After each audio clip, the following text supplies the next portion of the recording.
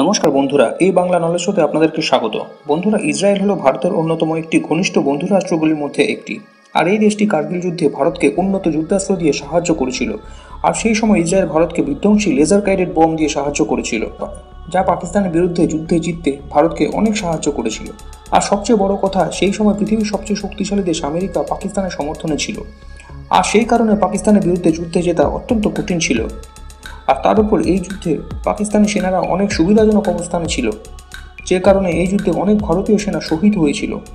আর Israel সারা পৃথিবীর super power আমেরিকার বিরুদ্ধে গিয়ে ভারতকে সাহায্য করেছিল, বিশেষ করে লেজার গাইডেড বম দিয়ে, যা একটি বিরাট বড় ব্যাপার। কারণ সেই সময় লেজার গাইডেড বম কোনো যুদ্ধে ব্যবহার করার কথা কোনো দেশ ভাবতেই পারত না, আমেরিকা ছাড়া। আর ইসরায়েল এই অ্যাডভান্স টেকনোলজির বিধ্বংসী হাতিয়ার দিয়ে ভারতকে সাহায্য করেছিল, যার ফলে পাকিস্তানকে ধরাশায়ী করে ওই যুদ্ধে জিততে অনেক সুবিধা হয়েছিল। আর সেই সময় ইসরায়েল যদি ভারতকে সাহায্য না করতো, তাহলে পাকিস্তানকে হয়তো ভারত হারিয়ে দিত, কিন্তু আরও অনেক ভারতীয় সেনা শহীদ হতো। অর্থাৎ ইসরায়েলের ওই সাহায্য কার্গিল যুদ্ধে একটি নির্ণায়ক ভূমিকা পালন করেছিল।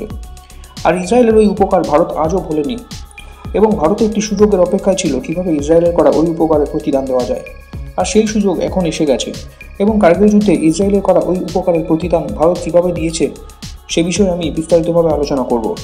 রিসেন্টলি ইসরায়েল ভারতকে বলে যে গত 6-7 মাস যাবৎ তারা যুদ্ধে ফেঁসে আছে, এবং সেই সমস্যা থেকে বেরোনোর জন্য ভারতের সাহায্য দরকার, এবং সেই সাহায্য হিসাবে ভারতের কাছ থেকে কিছু জিনিস প্রয়োজন। এবং ভারত ভেবে দেখলো এই একটি বিরাট বড় সুযোগ ইসরায়েলের করা সেই উপকারের প্রতিদান দেওয়ার। এবং ইসরায়েলের অনুরোধ অনুযায়ী ওইসব জিনিসপত্র একটি বিরাট বড় জাহাজে করে ইসরায়েলের উদ্দেশ্যে রওনা করে দেওয়া হয়, এবং সেই জাহাজ আফ্রিকা মহাদেশের নিচ দিয়ে অনেক লম্বা পথ অতিক্রম করে ইউরোপে পৌঁছায়। এবং ওই জাহাজটি কিছু সময়ের জন্য স্পেনে নোঙর করে রিফুয়েলিং এবং কিছু রেগুলার মেনটেন্যান্সের কাজ ছেড়ে আবার ইসরায়েলের উদ্দেশ্যে রওনা হওয়ার কথা ছিল। তো বন্ধুরা, ইসরায়েলগামী ওই জাহাজ সুয়েজ ক্যানেল হয়ে সোজা ইসরায়েলে যেতে পারত, এবং তা অনেকটা শর্টকাট হতো, এবং সময়ও অনেক কম লাগতো, আপনারা যেমনটি ম্যাপে দেখতে পাচ্ছেন। কিন্তু সুয়েজ ক্যানেল হয়ে ইয়েমেনের কাছ দিয়ে যাওয়ার ক্ষেত্রে একটি বড় বিপদ রয়েছে। গত কয়েক মাস যাবৎ হুতি বিদ্রোহীরা ইসরায়েলগামী সমস্ত জাহাজকে ভয়ঙ্করভাবে হামলা চালাচ্ছে, এবং জাহাজগুলিকে হয় সমুদ্রে ডুবিয়ে দিচ্ছে, আর না হলে কবজা করে নিচ্ছে। আর সেই জন্য নিরাপত্তার কথা মাথায় রেখে ভারত থেকে ইসরায়েলগামী ওই জাহাজটি আফ্রিকা মহাদেশের নিচ দিয়ে অনেক লম্বা পথ অতিক্রম করে ইসরায়েলে যাচ্ছিল।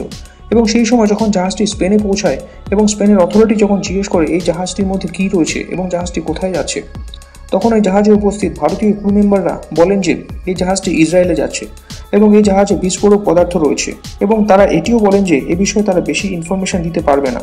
আর তখন স্প্যানিশ অথরিটিরা জানান যে প্রথমত এই জাহাজ যেহেতু ইসরায়েলে যাচ্ছে, এবং দ্বিতীয়ত এই জাহাজে বিস্ফোরক পদার্থ নিয়ে যাচ্ছে, তার মানে ওই জাহাজটিতে যুদ্ধাস্ত্র রয়েছে। আর যে জাহাজ যুদ্ধাস্ত্র নিয়ে ইসরায়েলে যাচ্ছে সেই জাহাজকে কোনো মতে স্পেনে ঢুকতে দেওয়া হবে না, এবং ওই জাহাজকে স্পেনে নোঙর করতে দেওয়া হয়নি।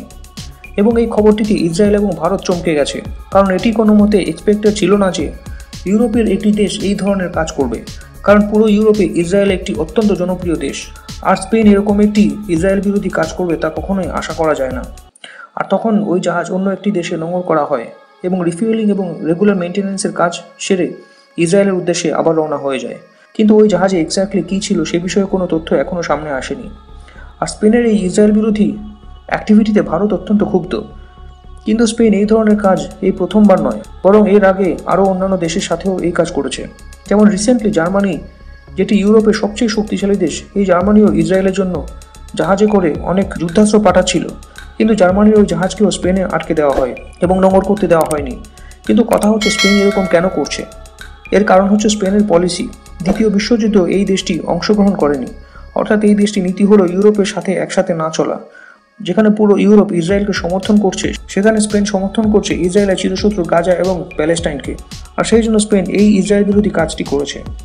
তো বন্ধুরা, এই বিষয়ে আপনাদের কি মতামত তা কমেন্ট করে জানান, এবং ভিডিওটি ভালো লাগলে লাইক করে চ্যানেলটিকে সাবস্ক্রাইব করুন। ধন্যবাদ।